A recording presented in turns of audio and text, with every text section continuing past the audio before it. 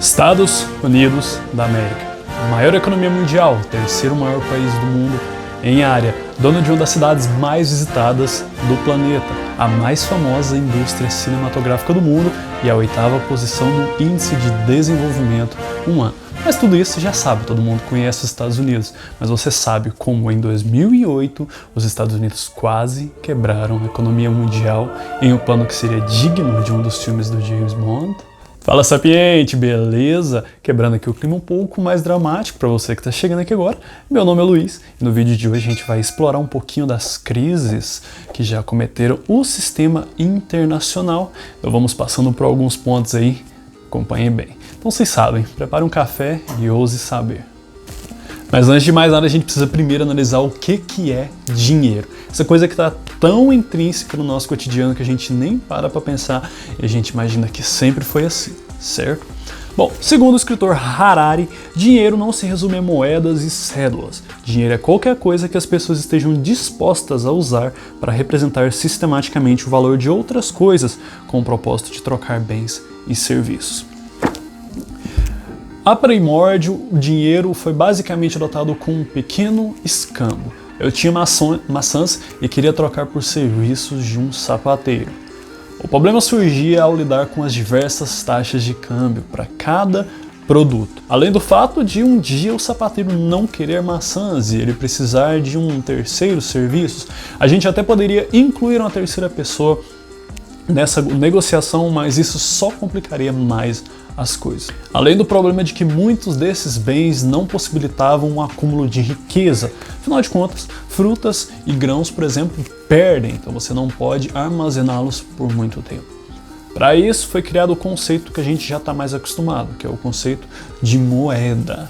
As moedas poderiam adquirir algumas características e basicamente o seu valor era garantido pelo material do qual era feito e pelo título daquele que emitiu a moeda, seja um rei ou seja alguma outra autoridade local. Porém, o que a gente nunca para pensar é que dinheiro não é uma realidade material, é mais um construto psicológico, uma convenção social que foi adotada por todas. O dinheiro só tem o valor que a gente acredita que ele tem. A gente não aceita uma nota de $1 porque aquele papel bonito vale alguma coisa. Ele não vale, ele não serve para ser vestido, ele não serve para você comer. Mas você aceita porque você sabe que as outras pessoas também aceitam e que você vai poder trocar essa nota de $1 por mais coisa. Ou seja, dinheiro é na verdade um sistema de confiança mútua. Detalhe, é o mais eficaz sistema de confiança mútua na história da humanidade. Quando a gente aceita uma nota de $1, você confia no secretário do Tesouro dos Estados Unidos. Porém, tem um detalhe, o que a gente usa como moeda hoje é conhecido como moeda fiduciária. É uma moeda que ela não tem lastro em metais preciosos do tipo ouro ou prata, ou seja, você não pode ir no Banco Central em Brasília com a nota de R$100 e exigir R$100 em ouro. Não, o dinheiro hoje ele não tem mais lastro. E com isso a gente vai explicar um pouquinho como é que funcionam os bancos. Hoje a gente já está acostumado, você sabe o que é um banco, existem mais de 30 mil bancos ao redor do mundo. Mas nem sempre foi assim. Na Itália do século XI, as pessoas se reuniam primordialmente para fazer o câmbio de moeda. Esses locais foram conhecidos como banco. Dentre as principais funções de bancos, na Idade Média, era a tutela de recursos.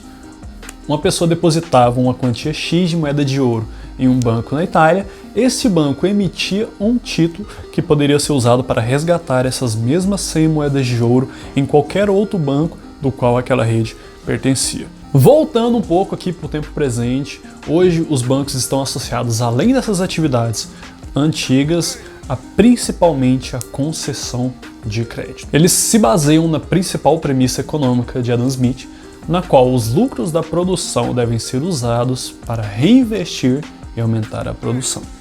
Então, simplificando, os bancos pegam recursos da sociedade, recursos ociosos, pagam a eles um certo juros e oferecem esses mesmos recursos para um terceiro com juros maiores e eles ganham nessa diferença de juros.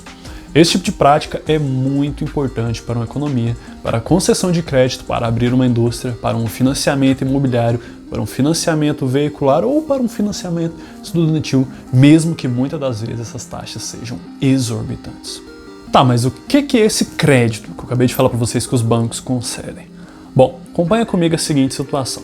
3 pessoas, um construtor, um padeiro e um banqueiro. O construtor acabou de fazer uma obra qualquer e recebeu um pagamento de R$1 milhão por essa obra.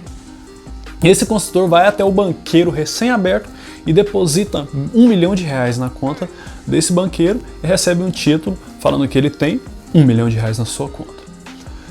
O terceiro indivíduo, padeiro, vai até o banqueiro e exige um empréstimo para abrir uma padaria. Um empréstimo de R$1 milhão. Esse banqueiro empresta esses R$1 milhão para o padeiro com a conta de juros. Esse padeiro então agora precisa de um construtor para poder fazer a sua padaria e ele contrata novamente esse construtor. O construtor cobra R$1 milhão para fazer a sua padaria e o padeiro o paga. Esse construtor pega novamente os seus 1 milhão e deposita na sua conta no banco. Agora ele tem 2 milhões na conta, certo? Com o passar do tempo, o construtor, como é prática de construtor, chega ao padeiro e exige um pagamento adicional. O custo da obra subiu. Esse padeiro fica puto, mas ele resolve pagar os 1 milhão adicionais que esse construtor cobra. Esse construtor recebe esses 1 milhão e novamente depositam na sua conta. Se você for bom de conta, você já percebeu que o construtor tem 3 milhões na conta dele. Porém, a quantidade de dinheiro que realmente existe no banco é apenas o 1 milhão original que o construtor depositou. A atual Constituição dos Estados Unidos permite que os bancos façam isso por 10 vezes. Significa que o construtor pode continuar repetindo esse esquema, ter 10 milhões na sua conta, mas se ele decidir sacar tudo de uma vez, o banco estará em problemas, porque o banco só possui R$1 milhão. Mas o que de fato permite tudo isso é uma ideia, a ideia de progresso, que só foi surgir ali em meados de 1500. A ideia de progresso prega que o amanhã será sempre melhor, que os recursos serão sempre abundantes, uma ideia que a humanidade nunca antes teve. Até então, se os recursos não fossem piores, o amanhã seria num mais otimista cenário igual a hoje. Então não tinha motivos para você emprestar dinheiro para as pessoas, porque o bolo nunca poderia crescer, ele só poderia ser dividido de formas diferentes. E é aí que a gente entra na principal discussão desse vídeo, que é a crise do mercado imobiliário nos Estados Unidos. Para isso a gente vai analisar o filme The Big Short, traduzido no Brasil como A Grande Aposta, lançado em 2015 pela Paramount Studios. Segundo a Elizabeth Warren, desde os anos 80, com o governo Reagan, os bancos já estavam adquirindo uma enorme flexibilidade para poderem agirem por conta própria. E desde 2001, com a bolha.com, os juros já estavam bem baixos para poder esquentar a economia e motivar os consumidores. Com os juros bem baixos, é óbvio que crédito fica mais barato. Então as pessoas começaram a procurar um certo tipo de investimento, que são as hipotecas. É claro, o mercado imobiliário até então nunca tinha se provado errado, estava sempre em alta. Então é claro, qual o melhor investimento do que aquele que tem altas promessas de ganho e um risco zero, nulo, certo? Basicamente, deixa eu explicar para vocês o que é uma hipoteca. É bem parecido com o tradicional financiamento imobiliário que a gente tem aqui no Brasil. A diferença é que esse financiamento pode ser revendido para instituições, você deixa de dever um para dever o outro que comprou a sua dívida. Então acompanha aqui, vem comigo. Eu sou um comprador e quero adquirir um financiamento imobiliário. Eu vou até o consultor daquela casa, ele vai analisar o meu risco, que aqui no Brasil a gente chama de score, né, a minha capacidade de pagar ele, né, para ver se não tem risco de inadimplência. Esse construtor vai me conceder o crédito e eu vou passar a devê-lo comprando o financiamento, comprando uma casa.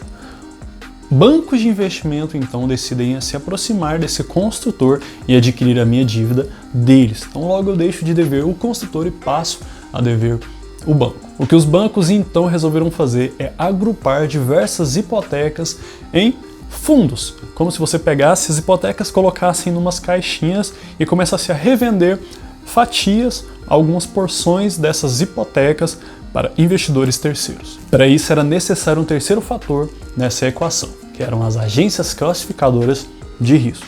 Novamente, elas iriam analisar essas hipotecas e julgar o risco de inadimplência de cada pagador, em 6 graus hierárquicos que vão de B, que é o mais inseguro, até AAA, que é o mais seguro de todos. O problema maior surge quando entra na equação as hipotecas subprime. Essa crise também é conhecida como a crise do subprime de 2008, justamente por isso. Hipotecas subprime são aquelas em que o comprador não tem qualquer capacidade de pagar esse financiamento, ou seja, é uma hipoteca extremamente arriscada. Porém, com essa prática dos bancos de juntar as hipotecas em um grupo só, essas hipotecas subprimes acabavam sendo inseridas nisso. E se você junta muitas hipotecas subprime, o investimento é classificado como diversificado. E ele não é mais um investimento de alto risco, né? E as empresas classificadoras de risco vão colocar um rótulo AAA nele, o investimento mais seguro que tem. Essa cadeia foi aumentando nos Estados Unidos à medida que pessoas não só tinham mais uma hipoteca, mas às vezes até mesmo cinco hipotecas para uma pessoa que não tinha condição completa de pagar. Isso é uma bolha, essa é a trama que esses personagens vão estar analisando durante o filme, que eles perceberam a bolha surgindo antes dela estourar.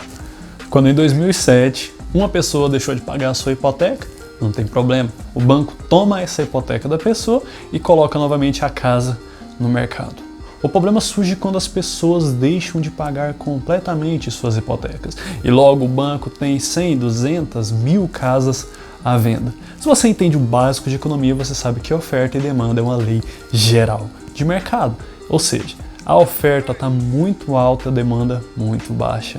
Os preços do mercado imobiliário dos Estados Unidos desabaram em 2007. As pessoas que tinham condições de pagar as suas hipotecas não viam mais motivos para fazê-la. Elas tinham financiado uma casa de 300 mil que hoje você comprava a mesma casa por 50 mil às vezes. Isso gerou um efeito dominó que levou todos esses agentes financeiros juntos no mesmo barco para o declínio.